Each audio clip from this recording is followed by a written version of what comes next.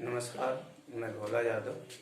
आज आपको भ्रूण का निर्माण या शिशु का बनना, ठीक है ना बच्चे, ये हम बताएंगे आपको कि किसी भी जीव में, वो मानव हो या काऊ हो, बफेलो हो, एलिफेंट हो, गोट हो, जो भी ये जीव हैं जो बच्चे को जन्म देते हैं, उन जीवों में शिशु यानी शिशु कैसे बनता है इसके बारे में हम बताएंगे बच्चे।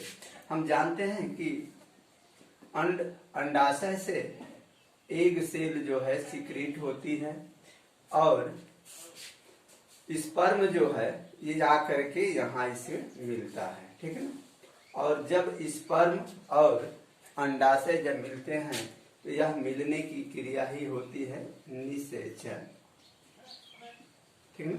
ये जीव बनने की पहली अवस्था होती है, यानी मेल स्पर्म और फीमेल ओवम के मिलने से निषेचन होता है और यह निषेचन पहली घटना होती है भ्रूण या शिशु के बनने के।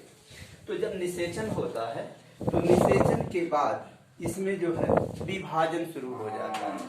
उस विभाजन को कहते हैं समसूत्री विभाजन, ठीक है ना, समसूत्री विभाजन। और इस विभाजन में ये जो निषेचित एग होता है जिसको जाइगोट कहते हैं, यानी जब स्पर्म और एग से जब आपस में मिलती है तो वह क्रिया निषेचन कहलाती है, वह क्रिया निषेचन कहलाती है। और वह जो एग होता है, जो अंडा बनता है, उसी को हम क्या कहते हैं, जाइगोट कहते हैं, ठीक है ना। इस जाइगोट में समसूत्रीय विभाजन शुरू हो जाता है और यह जाइगोट जो है दो से 4 सेल, 4 से 8 सेल, ठीक है ना, ऐसे 8 सेल और 8 से फिर 16 सेल का निर्माण करती है, ठीक है। यानी यह विभाजन जो है यहाँ से शुरू हो जाता है, समसूत्रीय विभाजन।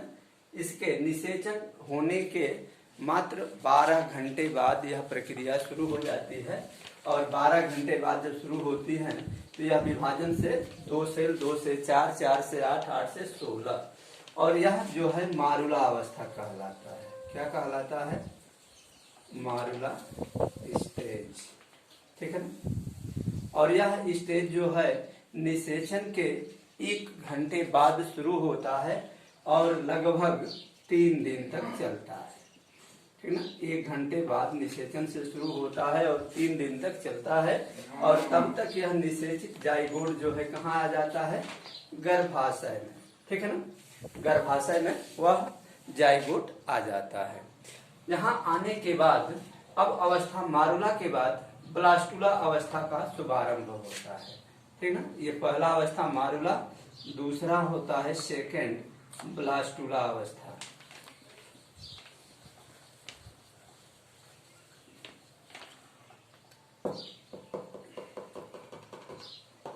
ब्लास्टुला अवस्था, ठीक है ना।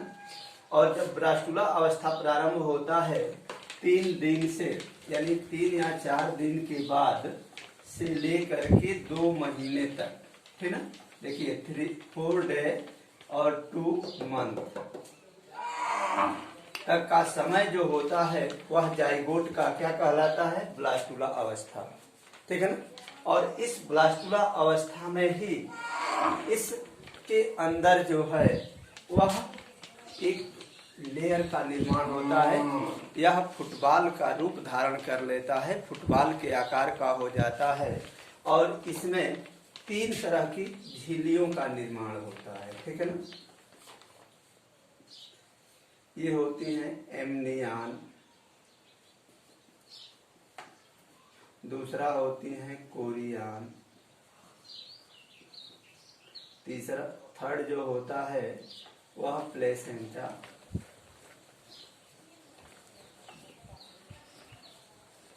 ठीक है। इन झिल्लियों का निर्माण होता है और यह झिल्ली जो होती है, अब देखिए बता रहे हैं एमनियन के बारे में।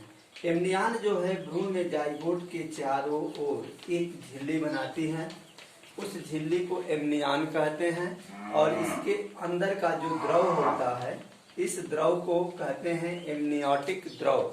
और इसी द्रव से जो है हम जांच करते हैं कि जन्म लेने वाला जो भ्रूण बन रहा है वह बॉय है कि एग है, अंडा है, ठीक ना।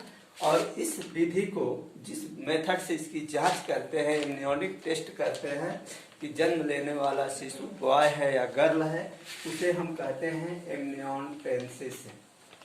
एम्नियोसेंटेंसिस, ठीक ना। ये मेथड है, विधि है। इस विधि के द्वारा हम माँ के गर्भ में पल रहे शिशु का ज्ञान करते हैं कि जन्म लेने वाला संतान बॉय है या गर्ल है। ठीक है बच्चे।